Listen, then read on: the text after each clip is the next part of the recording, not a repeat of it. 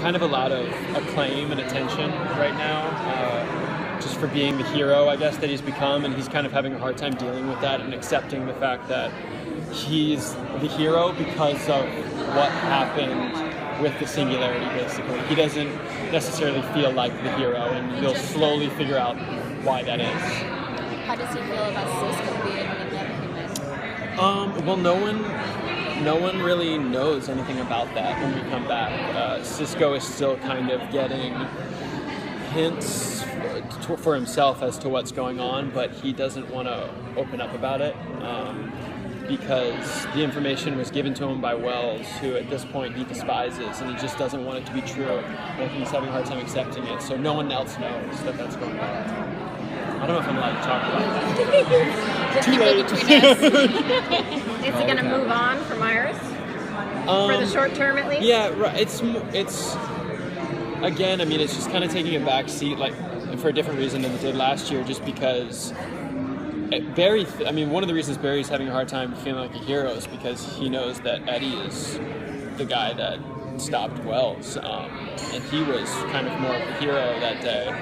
And I mean, that was hard for Barry to accept, and then he knows that Iris is going through a whole different slew of things with his death, so he's not going to like make any moves, obviously, right now. He's kind of going to take a back seat again. She definitely feels like she's the Lana Lang and not the Lois Lane. Yeah, totally. So he's taking a page out of Oliver's book. Yeah, I guess so. Yeah. In the time you played him, how much more comfortably do you think now he inhabits his skin, either his skin or the costume skin? I think Barry had gotten a lot more comfortable being the hero by the end of season 1, but and he was the team too. They were, I think, kind of felt like they could handle the metahumans, and he was starting to feel like together they were a heroic team that could do this. And things have kind of been flipped on their head for season 2, and he's going to have to find his confidence again. And there's going to be a new mentor that is going to help instill confidence in Barry again and kind of take his powers to a level that they had never been at in season 1. In the second episode, Barry's going to do something with his powers that he's never done before that I'm really excited about. It's going to be really cool. We saw a lot of the scientist part in Barry. So how much will that go further into this season because of the universe basically being changed a little bit? Yeah, I don't know. I hope to see more of that. I don't know. I hope to see in general. We've got a new Patty Spivot is coming in, so there'll be kind of more police work because there's kind of another character to show that side of Barry's life, and they're going to be getting closer throughout the season, and it's going to start to be difficult for Barry to keep his major secret from this new person now. But I think because of that, we'll probably see more of the CSI and police side of things.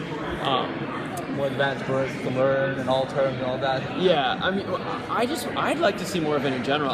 We did stuff in the pilot that was kind of like Sherlock, where you saw how Barry saw things, just even as a CSI before he was the Flash. And you know what I'm talking about? There was like the graphs on it, and we kind of abandoned that for whatever reason.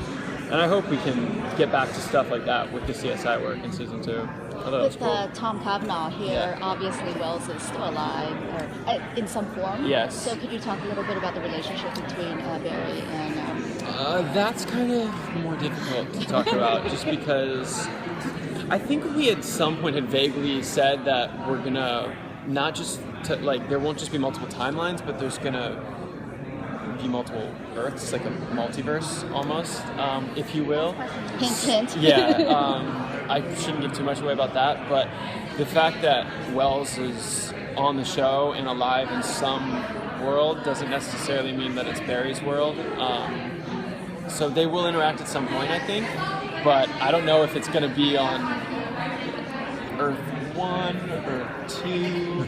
I'm saying those words right now, but I shouldn't be probably. So yeah, I don't know. They're not interacting out of the gates. I know that much. Do you have any idea? The coming of Supergirl and DC Legends, that clearly DC and Warner's are moving towards a kind of single universe model for their storytelling. Do you have any sense of how that might intersect with your show? And are there any particular DC characters that you would like to see come into your narrative? I don't really even know what the structure of Legends of Tomorrow is yet, to be honest. I don't know what those storylines are going to be about, where they're going. I know Flash will appear on that show, and Arrow, and I know some of those characters will be appearing on Flash and Arrow early on as well. I don't know. I mean, I was just saying, I like working with Brandon just because he's fun, and I want to do more with Flash and Adam. I think that'd be cool. I like their dynamic, and I personally just like working with Brandon. Cool. Cool.